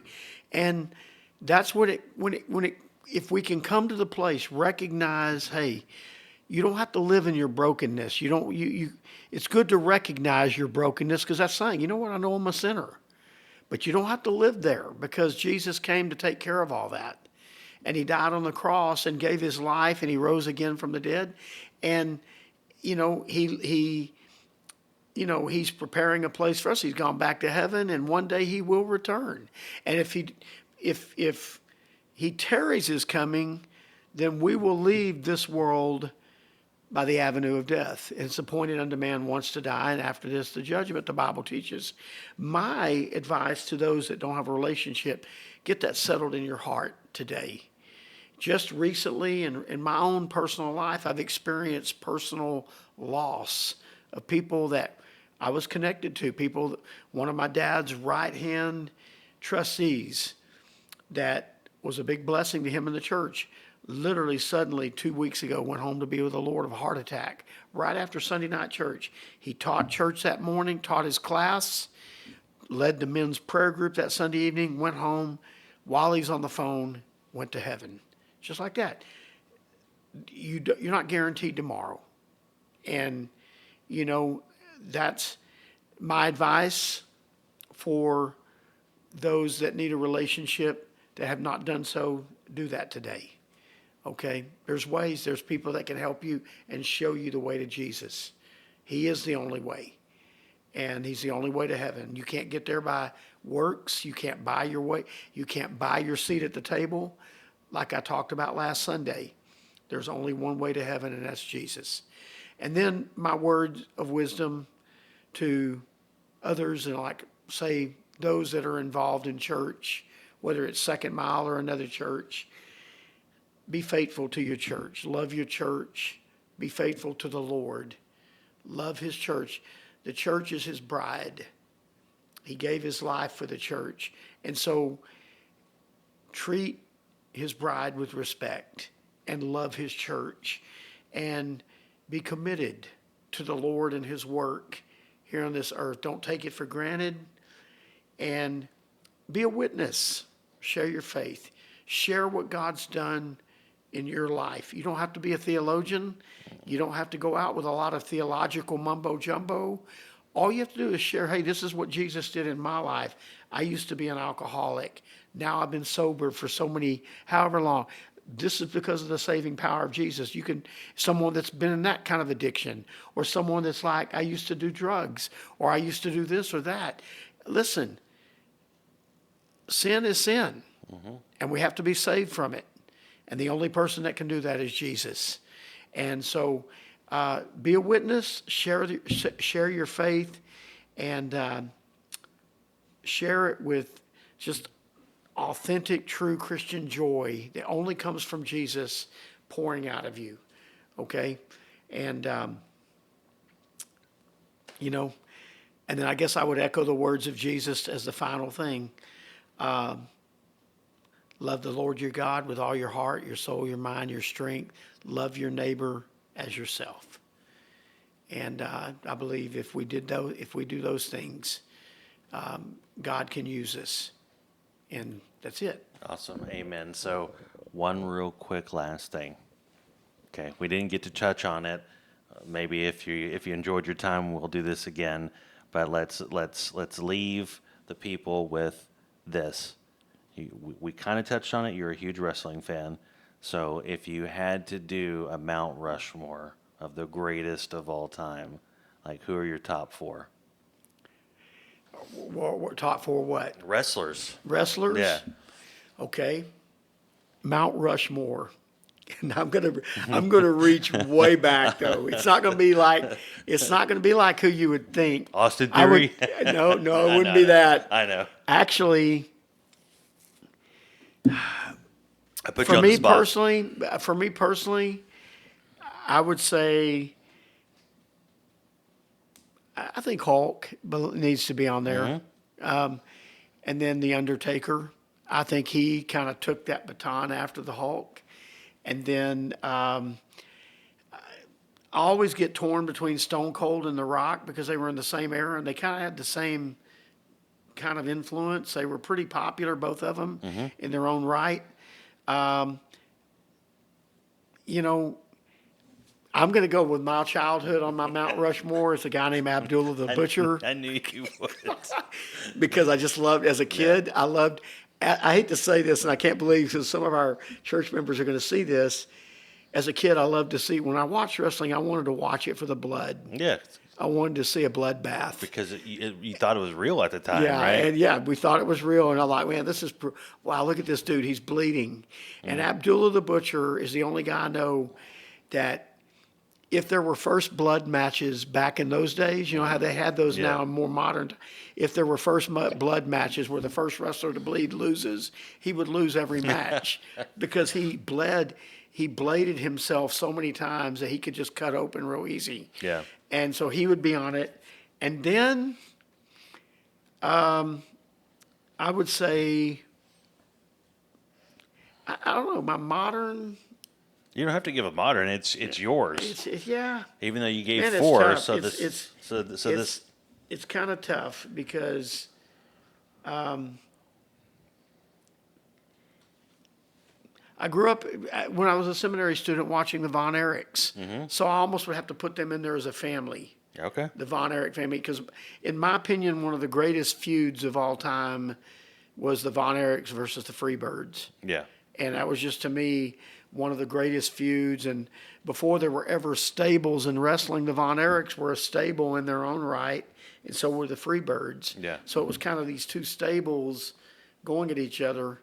And so that was kind of, yeah. So this is going to blow your mind Okay. because we just had this conversation with Fred. So here's what I put down, and then I promise we'll go. Number 1, Hulk Hogan. Uh-huh. Number 2 was The Undertaker. Yeah. Number 3 was Stone Cold. And the reason why I picked Stone Cold over The Rock was because I think that The Rock I don't think The Rock is a good wrestler. I think that Stone Cold's a good wrestler and a good mic person, so that's why I put him.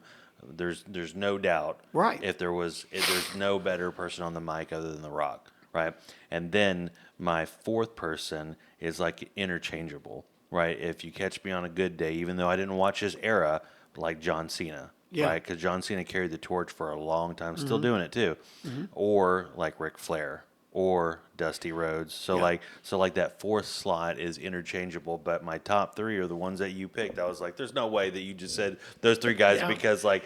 Well, I grew up on wrestling, and when I got to the 80s, when the rock and roll wrestling era came in with Hulk Hogan and Cyndi Lauper and Mr. T and all that, and Rocky III, all of a sudden that's when the first WrestleMania was born, and I loved it. Yeah. We watched it in seminary, and you could hear us on Saturday nights cheering loud in our dorm rooms.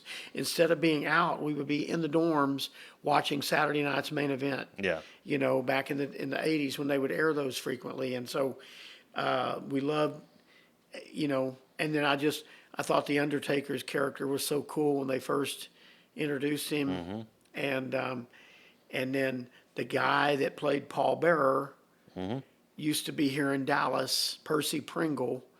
He was a manager. He played Percy Pringle, and he was a heel manager here at World Class Championship Wrestling with the Von Erichs and Sportatorium. all that. Yeah, and so